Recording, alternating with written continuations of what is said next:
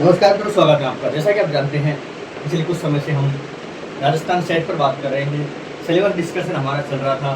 पिछले सत्र में हमने यूनिट 8 तक सिलेबस को जान लिया। हिंदी साहित्य का पेपर सेकंड का सिलेबस हम जान रहे हैं। अब हम यूनिट यानी इकाई 9 निबंध और आलोचना के सिलेबस को एक बार देख रहे हैं। देखिए, भारतेंदु हरिश्चंद्र का दिल्ली दर्पण और भारत और शोरमती कैसे हो सकती है, दो निबंध। प्रताप नारायण मिश्र का शिवमूर्ति और मेरे राम का मुकुट भीग रहा है। यहाँ थोड़ा सा उन्होंने लिखने में गड़बड़ करी है, लेकिन फिर भी आप ध्यान रखिए, नेट के सिलेबस के हिसाब से ये 2 है। बालमुकुंद गुप्त का शिव शंभू के चिट्ठे है। बालमुकुंद गुप्त के ये निबंध है और ये चिट्ठी है, पूरी की पूरी चिट्ठी है। शिव शंभू नाम से वो लिखते थे। रामचंद्र शुक्ल का कविता क्या है और श्रद्धा और भक्ति, है ना। आगे बढ़ते हैं। जब आचार्य हजारी प्रसाद द्विवेदी कुटज और नापुर क्यों बढ़ते हैं, दो निबंध यहाँ पर संकलित है आपके। विद्यानिवास मिश्र भी उसी समय के निबंधकार है। तुम चंदन हम पानी नाम से एक निबंध संग्रह उनका है, वो हमको यहाँ पढ़ना है। अध्यापक पूर्ण सिंह का मजदूरी और प्रेम। कुबेरनाथ राय उत्तरा फाल्गुनी के आसपास। विवेकी राय नए निबंधकार हैं, ललित निबंधकार है। उठ जाग मुसाफिर इनका एक निबंध है। और नामवर सिंह का संस्कृत और सौंदर्य, ये थे आपके निबंध। कुल मिला के 10 से कम निबंध नहीं है आपके।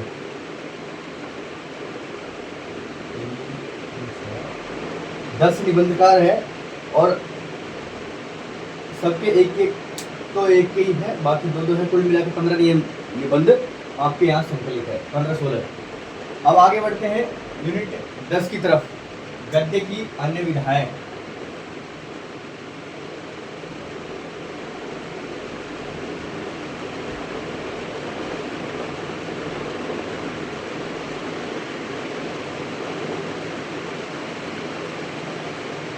गद्य की अन्य विधाओं में जैसा कि आप जानते हैं, गद्य में आपके निबंध, कहानी, नाटक और आलोचना, ये तो हमने ऊपर देख लिया। इसके अलावा जो सारी चीज़ें हैं वो अन्य विधाओं में आ जाएगी। रामवृक्ष बेनीपुरी जी का एक रेखा चित्र है, माटी की मूर्त है, ठीक है। ठकुरी बाबा संस्मरण है महादेवी वर्मा जी का, ये भी पढ़ना है आपको। हरिशंकर प्रसाद जी का एक व्यंग्य है। अब ये कहानी कह दिए कई जगह व्यंग्य कह दिए कई जगह, इसको प्रहसन वगैरह भी कह सकते हैं। तो ये व्यंग्यात्मक रचना है भोलाराम का जीव। अब कृष्णचंद्र जी का भी इसी प्रकार का एक निबंध टाइप में है, निबंध कह लो, संस्मरण कह लो। जामुन का पेड़ व्यंग्य है एक, है ना।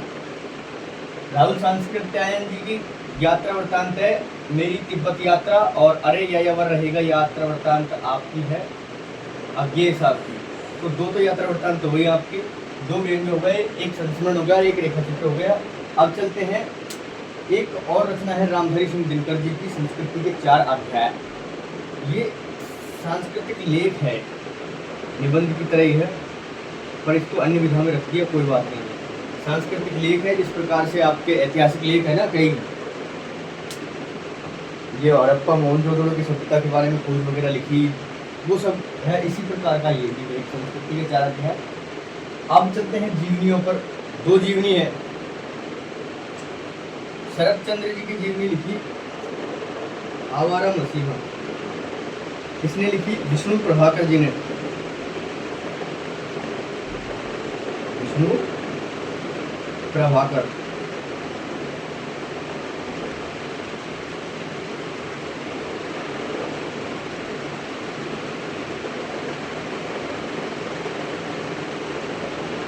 ठीक। और शिवरानी देवी ने लिखी अपने ही पति श्रीमान प्रेमचंद जी की जीवनी, प्रेमचंद घर में है नाम से।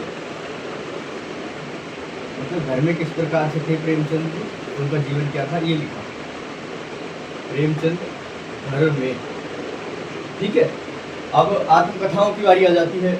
3 आत्मकथाएं यहाँ संकलित है, 3 आपकी।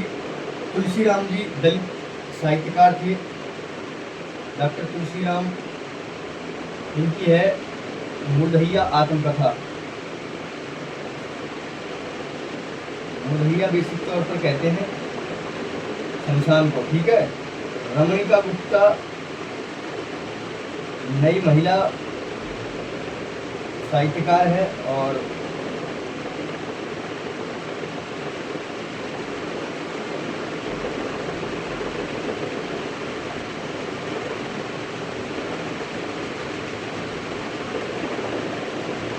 जो महिलावादी साहित्य जिसको कहते हैं आप एक तरीके से, वो ये लिखती है, महिलाओं के पक्ष में लिखती है, स्त्री विमर्श में लिखती है हमेशा।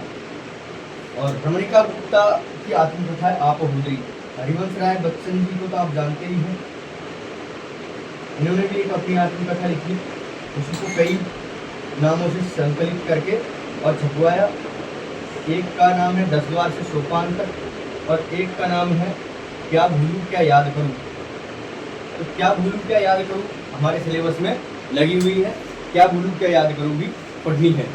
तो ये आपका सिलेबस था। यूनिट 9 निबंध और आलोचना और यूनिट 10 गद्य की अन्य विधाएं। तो इसको एक बार आप नोट डाउन कर लीजिए और कैसे तैयारी करनी है, कौन कौन सी पुस्तकें हैं, वो भी आज हम इस सत्र में जान ही लेंगे। तो समय भी वैसे कम है, लेकिन इसका मतलब ये नहीं है कि ये सेट की तैयारी आप कर रहे हैं, इसके अलावा कोई तैयारी नहीं करेंगे, ऐसा भी नहीं है। तो सिलेबस हम उसी हिसाब से कवर करेंगे कि एक बिंदु जो हमने लिया वो कवर ही हो जाना चाहिए आपका, ऐसा नहीं है उड़ते उड़ते चले ना। समय हमारे पास वैसे बहुत कम है, आपको पता ही है। तो फिलहाल में आप इसे नोट डाउन करिए।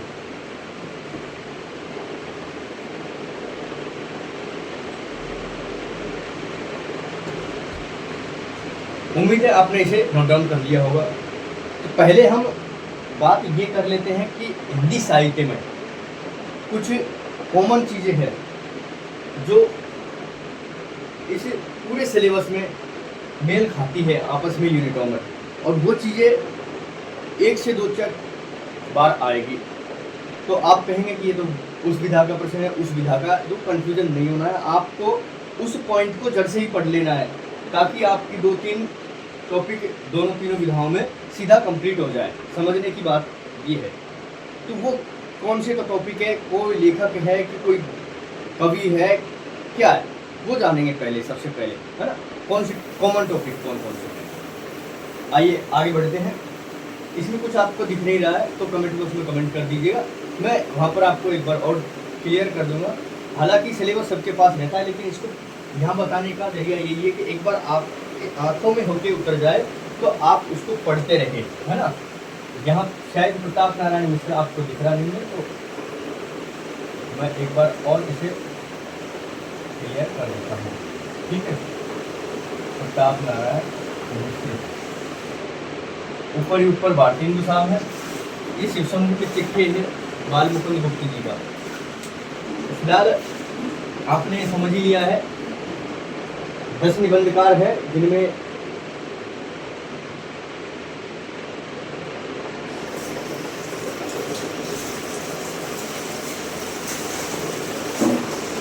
पांच निबंधकार सिंगल लिख रहे हैं, 5 भी डबल लिख रहे हैं, कुल मिला के 15 निबंध हैं, कोई बड़ी दिक्कत नहीं है। और यहाँ 3 आत्मकथाएं हैं, आप उधरी, मुदैया और आवारा मसीहा, सॉरी मुदैया, आप उधरी और क्या भूलूं के याद करूं।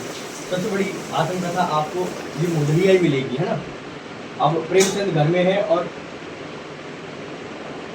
एक है आपकी आवारा मसीहा, विष्णु प्रभाकर जी द्वारा लिखित शरद चंद्र की जीवनी, 2 जीवनी है, 3 आत्मकथा है, 1 सांस्कृतिक लेख है और 2 यात्रा वृत्तांत है, 2 व्यंग है और 1 संस्मरण, 1 रेखा चित्र है। कुल मिला के ये भी 10 से 11 रचनाएं आपकी है।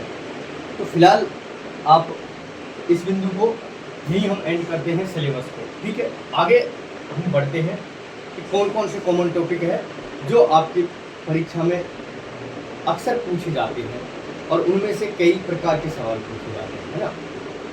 यूनिट वगैरह को आप एक तरफ रखो, बस कॉमन टॉपिक जो आपको सफलता दिला सके उन टॉपिक को एक बार मैं आपको पहले हाईलाइट कर दूंगा ताकि आप उनके बारे में चारों तरफ से जितनी जानकारी मिल सके वो पढ़ लें, क्योंकि वो टॉपिक ऐसे हैं जो आपको सफलता की ओर ले जाएंगे।